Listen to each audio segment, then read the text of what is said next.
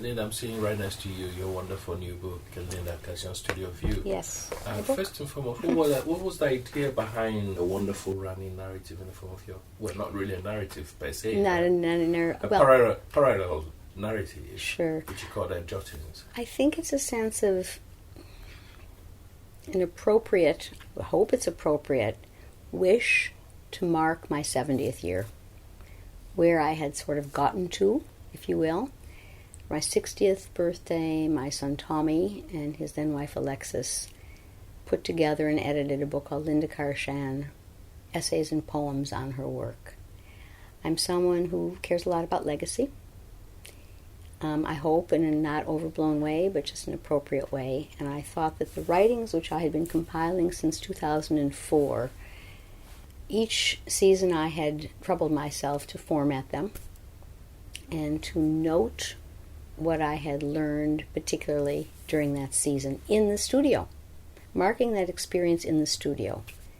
What could that mean? How did it affect the work? And so it seemed to me this was the moment to get those down and get those written and make available to anyone who wanted to read them, not to force it upon anyone. So I wanted to publish the Jottings. At the same time, or maybe a year and a half ago, I had the pleasure, the great good luck to meet Elizabeth Thomas, who was doing research on printmaking and performance. I met her really through an online network, and I was recommended to her. I said, yes, I make prints, and yes, it's performative. And I very quickly became her case study number one in her research towards a PhD. And through that, we did, as you and I have done, a very long interview in the studio, a 5-hour interview, which was one of those little miracles. I mean, she transcribed it, and, well, it was hardly an and an ah. It was very clear. So Izzy then has written a very good, condensed version of her academic research in a chapter, and the interviews have also been selected.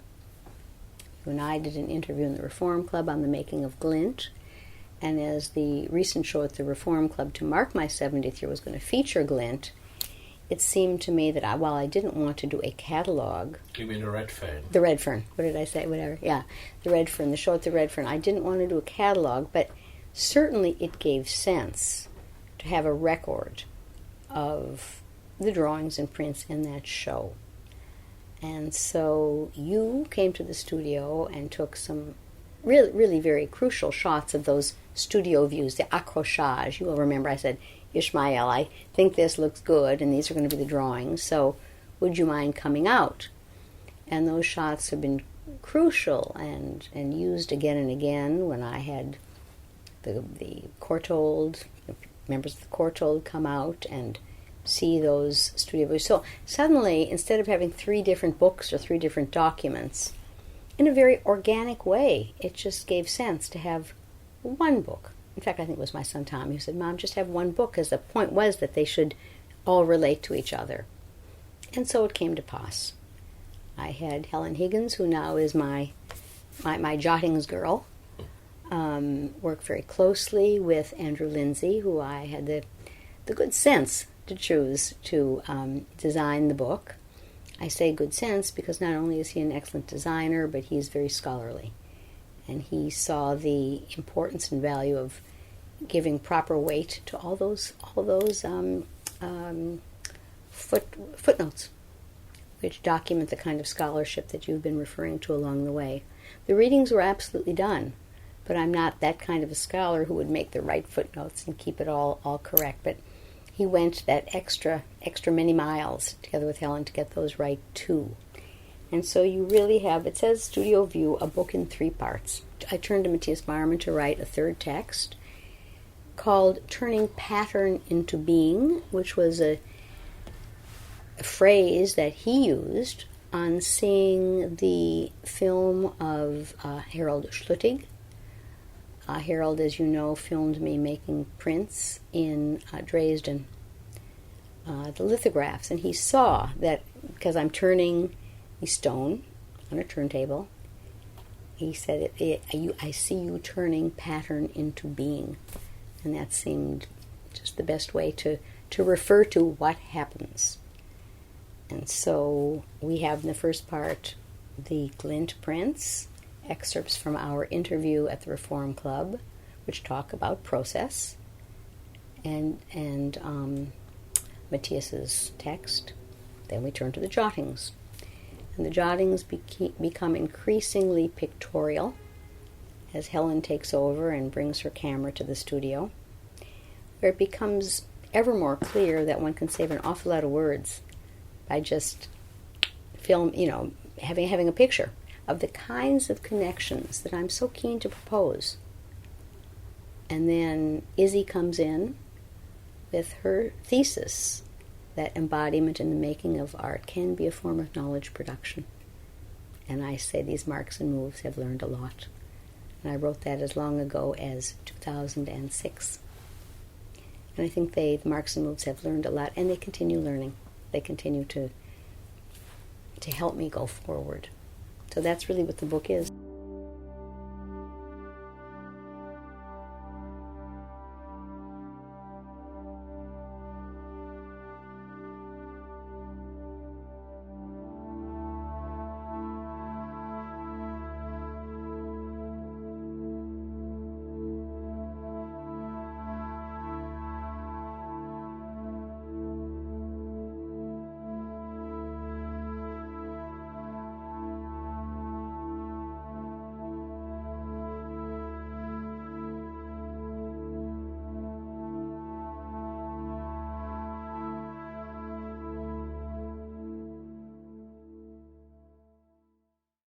In discussing your work, one comes across so many important reference points, and sometimes you're able to lean back on material that actually sort of supports your thinking.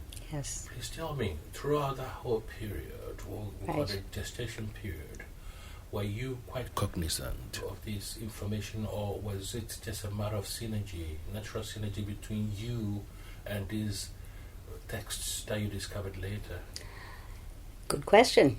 Good question. That's what I think even I saw coming together as these jottings were assembled. It was like the work itself. Nothing I intended to happen. Surely not. They came to my attention because the work came into being and the work had the forms that it had. Then these texts would present themselves, sometimes through friends, acquaintances, and that's when I have my acknowledgments at the end of my jottings.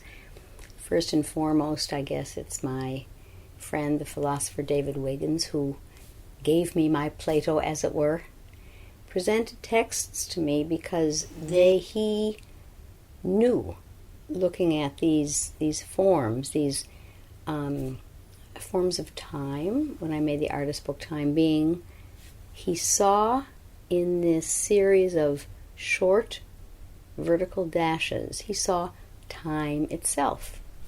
And he presented Plato and the Timaeus and the text which refers to the creation of the universe and the creation of time. Making my first self-portrait, there was Beckett. And then I began to read Beckett. And our mutual friend Jose Ferez gave me my first collection of Beckett's writings, which was, again, transformational for me, because I found in Beckett's texts, in the teleplays which one saw, in a play such as Footfalls, in the text of Malloy with his sucking stones turn and turn about. Again and again, I found correspondences with my work. And that's what the jottings prove. Not by intention, but in the most natural, organic way. Certain authors come up again and again. It's Beckett and it's Plato. It's Von Kleist with his theater of the marionettes. the logic of body and mind, but with no strings attached. I found in that important text, The Theater of the Marionettes, I found myself thinking that I was like that marionette, suspended from strings. My body works, my limbs work in accordance with natural forces, and that's what gives the work its grace. These are a few authors that come up. I could go on, and indeed, if one delves into the studio jottings, they do go on. And I think you'll remember as I wrote the foreword, I'd probably written that foreword maybe 100 times. And by the time I actually had to write the foreword, it was really quite clear and quite simple. I said it was, I referred to W.R. Beyond, the British psychoanalyst, and I turned to him, or I did a little Wikipedia search. I'd read a little bit about his work in group psychology, but crucial for me, he said, knowledge is not something you have, but connecting or making the links between ourselves, between our experience and what we learn. And so the jottings are a kind of composite of that experience in the studio, testing that experience against my findings as a common reader. And I am that common reader, someone who roams the fields of learning, feeding freely on all I find there, testing my experience against these findings. And then gradually a body of knowledge accrues, and hopefully that will grow and grow as I continue to both read widely, which I do, perhaps not always in depth, occasionally in depth if something grabs me. Today, preparing for our talk, Ishmael, I was kind of thrilled to read in a little Wikipedia search on Sir Thomas Browne, who I never really grasped. Suddenly, it all makes absolute sense. This first book, I've been referring to The Garden of Cyrus, but the book which made him quite famous is this Religio Medici, The Mysteries of God, Man, and Nature. And lo and behold, based on a notebook of miscellaneous jottings. Jottings is the word they use, which ultimately he said was a private exercise dedicated to myself. That's really what these jottings are. It's a private exercise made public. And I hope, just as it was then for Sir Thomas Browne, just as it was for Montaigne when he published his essays. And when I call these jottings, I call them trials, just as the book review that Tommy wrote of a book on Montaigne. Montaigne referred to these not as givens, not as knowns, but as trials, testings. That's all we can say. I don't claim to know, but one has a sense of truth, especially if it rings true against other people's learnings along the way. So by virtue of preparing a bit for today's conversation, I revisit some drawings with gratitude that they came into being. You talk about testing some of these texts, perhaps against or with your own findings or experiences. Yes. Would I extend to your actual, art? Yes. That's the experience I refer to, really. Right. All I can really add to any conversation is what I do, my unique experience in the studio, and as you know, that is embodiment. That's the only way I can know, by virtue of what I experience in my body. I can mark it down, and I can begin to build on that. And I find that what I experience is not unique to me.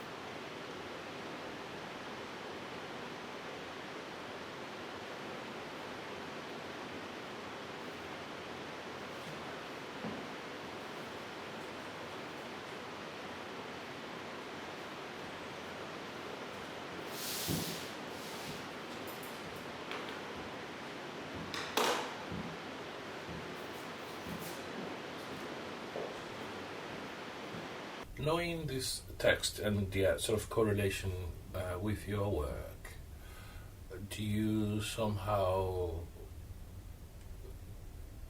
feel the pressure to live up to anything, or do you just live on organically because they are you anyway? If there were pressure to prove, that would be contrary to everything I believe in. I just think there is enough validity to go on as I go, to try to get it down, to have had the somehow good common sense to try to market and make a small book of it. I don't force it on anyone, but I have found that various people who, if they pick up this book of jottings and dip in and out, find it, I quote a few people, they find it quite gripping. Yeah. Because what they find in reading it is not unlike the experience of the viewer confronting my work. They will recognize themselves. And sometimes it takes someone to articulate that, either on a sheet of paper with marks or in a book with words. If you articulate an experience which is actually, perhaps unbeknownst to you, shared by other people, that can give people a sense of themselves, a sense of self-knowledge which they might otherwise not know, or otherwise not have access to. And that is something I'm very glad if that can happen. That's a great thing. That's communication. Being a beneficiary of ancient truths, because these are ancient truths. They kind of are. They've run through history till now, and then you find yourself literally in the modern context living it, living proof of these things. I do. Because your work doesn't travel in the same direction as most contemporary work. You literally have hung on to the spine of that truth. The spine of that truth. I now, have. How does that make you feel, do you think? Therefore, when you're writing, you're making note of these, snippets in your jottings. Do you think these jottings will be, as it were, interpreting your work to the greater public out there, or are they just coincidental, parallel pastimes? I hope much more than that. If they were only pastimes, I probably wouldn't bother to publish them. Mm-hmm. It wouldn't be good enough.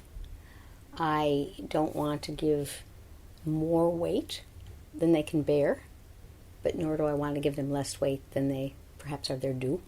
And maybe if I can put it that way, it isn't with a great sense of power or any sense of being macho, but on the other hand, I do think they have significance. And as you were articulating your question, I kept seeing in my mind's eye stone markings, which are my marks. I saw stone plaques in the Neues Museum in Berlin. I saw my drawings in stone in the museum in Berlin, the same markings in stone that I looked at purposefully before a talk which I gave at the Kupferstick cabinet in Berlin within the context of my drawings, trying to give truth to the fact that here I am, speaking at the Kupferstick cabinet amongst the drawings of mankind and amongst, if I'm thinking of the museums which make up Museums Island in Berlin, why does it give sense that I'm here? How can I justify that? What can that say about a human being living today who continues to give rise to forms and marks, which are the same forms and marks, that same Greek cross, that same essential mark? which has, since man has marked himself, looks the same, means the same. I mean, if you had to, first of all, I'm going to ask two separate questions. First and foremost, when I read your jottings, I get a better insight into your work. Good. I mean, would you expect your viewer to feel like that way too? I hope it can work on several levels, Ishmael. I hope that the work, by virtue of first encounter, can be seen to be beautiful, can give pleasure. Again, to quote Plotinus, what do I know about Plotinus? Not very much at all, except this one quote. Again, this was from David Wiggins. The mind brings grace to the objects of sense out of its own store. Now, if that viewer have in his store what it takes to bring grace to the object of sense, bring grace to my drawing, then there's a communication. If those forms are nowhere in that store, then I'm afraid it's going to be missed by that viewer, and I can't help that. And I think, as you know, that's why I certainly have found that in certain cultures there will be a communal store of objects, that particular culture will respond to my work without a lot of information or education. It's just not necessary. It's held, it's known, it's deeply understood, and as you and I have spoken, I arrived in Romania feeling I was home. These 63 works went up on the wall in a museum show in Bucharest, and everyone knew them, never doubted them. So much so that they traveled from Bucharest to Cluj, to Baimara, to Bistrița, everybody recognizing these basic forms that took place in 1998. Already that basic grid-like form, always united through the Greek cross. Boy, they know the Greek cross in Romania, to be sure. It's Greek Orthodox. They recognize that form. In Germany, too, with its famous Bauhaus training, but it's not by chance that the Bauhaus training looks the way it does in Germany either. These are forms well understood, even if not consciously, on an unconscious level, and that's the very best news. In certain cultures which would have a different formation, then it's only those who perhaps have a different cultural education and learning that they can recognize them. But one can hope that there is a bodily recognition. Matthias Barman, in his first text, says that there's a sense of familiarity. Where has one seen these before? Maybe on stone, on a wall, markings on a wall. Wherever man has marked themselves, there should be a kind of familiarity. In my sense, it's not so much a cave drawing in Lascaux with deer. Those aren't the markings which have a relationship to mine, but even before, a kind of a cross-like marking, the earliest markings that are occasionally found in archaeological digs, they go back even before that.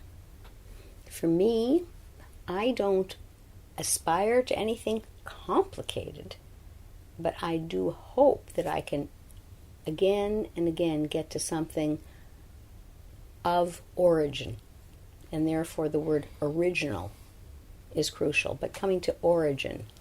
And as you know, as Winnicott said, in this transitional space, it's here and only here that anything original gets made.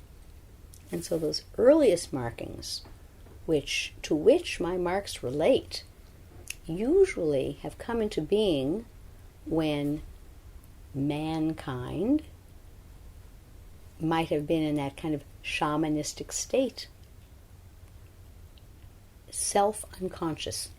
Is that where the real self-portrait gets made? Asks Matthias. Is that where the real mark of oneself can happen? In that state, the book which just won the Booker Prize, Lincoln in the Bardo. Most people don't know what the Bardo is. It's that state of crossing over. I wouldn't know either, except Matthias uses that word in the first text he wrote for me in 1999.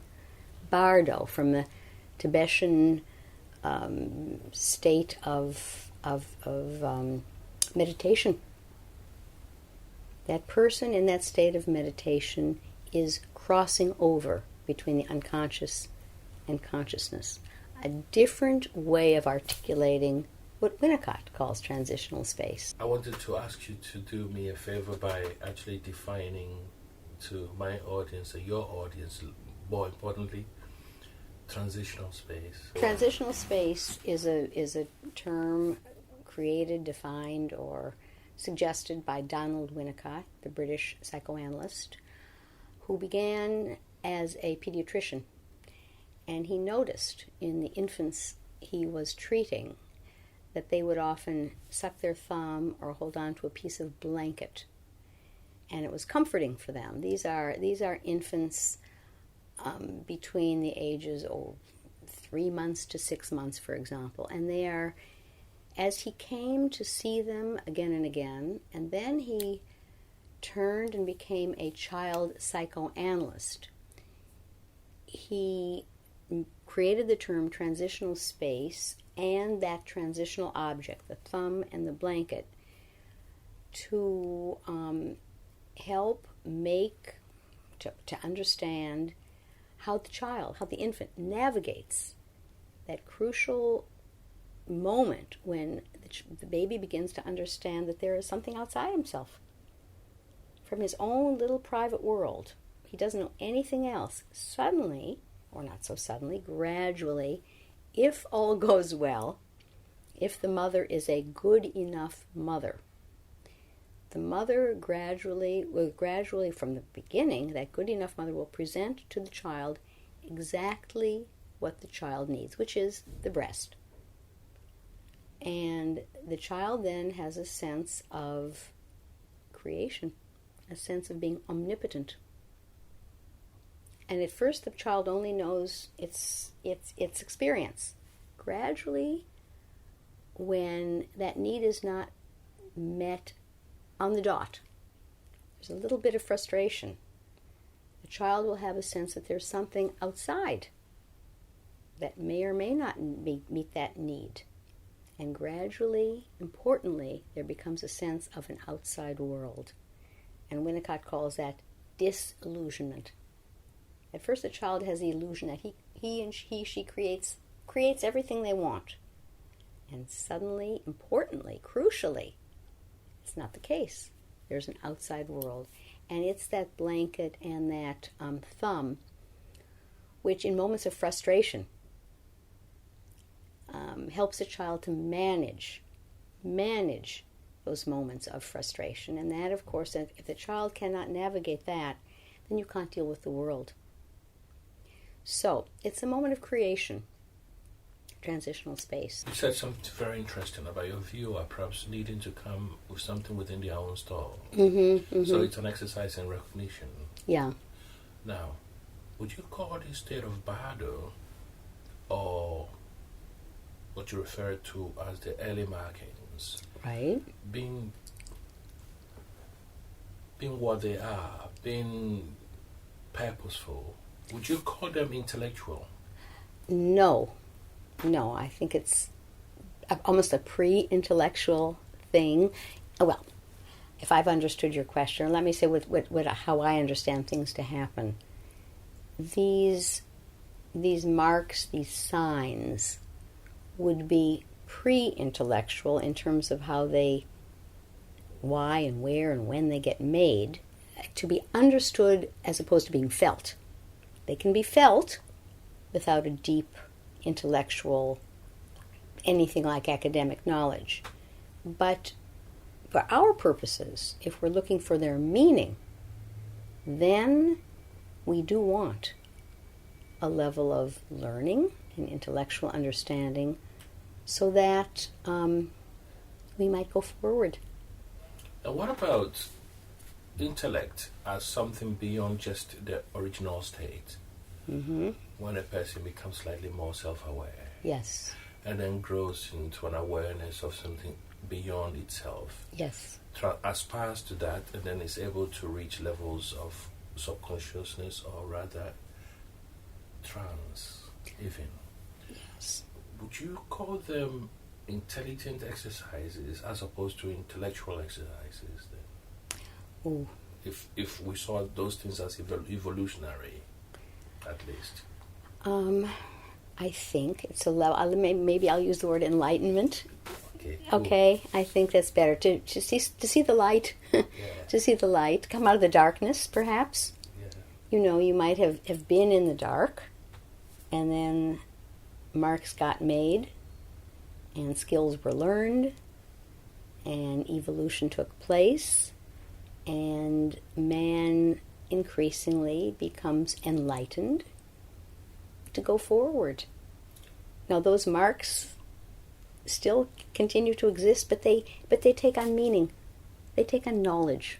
So that's the knowledge we talk about. Our experience, together with what we learn about other people's experience. And if it's a shared experience, good. Good. Then there's a kind of knowledge, then a civilization develops. And then it can be maybe a cross-civilization. And that's good. That's good. It's more significant than just staying in your little, in your own tribe, in your own mark, and so on, which has its value too, perhaps. But I guess I am very glad if my marks hit the mark, if people can recognize themselves. Why do you think man needed to make a mark of himself at all? I think that might have been the moment of that self-awareness, awareness of himself in the world. So, Signs of Men, my book opens with this, according to Vitruvius and to Cicero. In the 4th century BC, Aristippus found himself shipwrecked on the Rhodian shore. He despaired until, walking along the sand, he saw marked into the sand lines suspended from points, circles, triangles perhaps. Ah, he said to his fellows, there's cause for hope. I see signs of men. And as I say that to you, I can feel in my body the urge to make a mark. And it always is that line suspended from points. I mean, I know what that is, to suspend a line from point to point. That's what I do. And I know exactly from which point to start, and I know exactly when to end that line, because it's a question of time.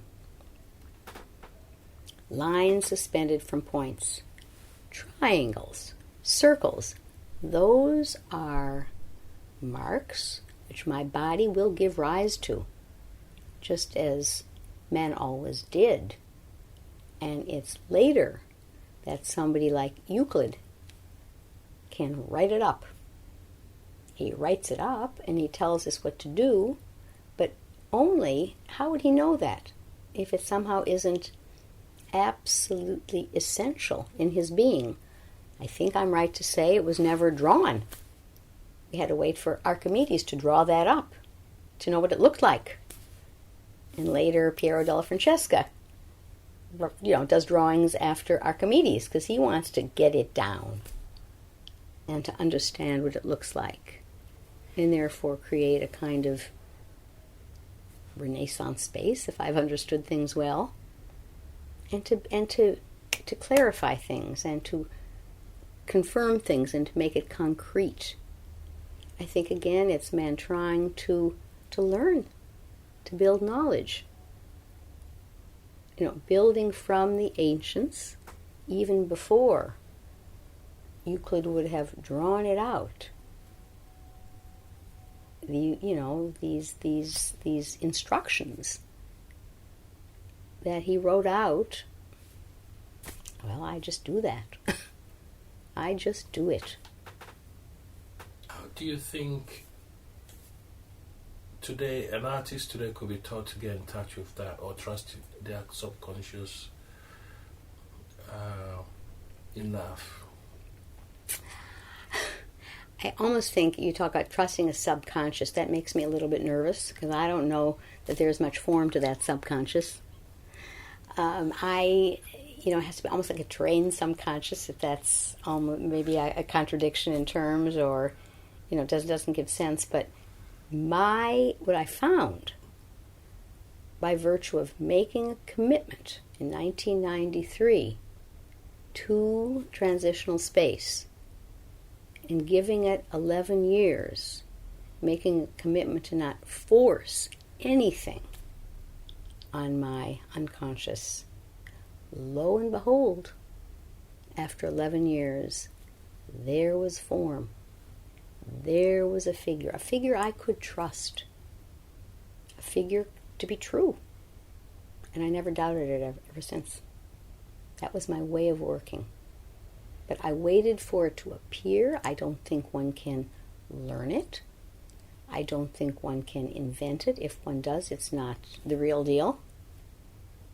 It's not true. It's not original. It's something borrowed, absconded with, perhaps even.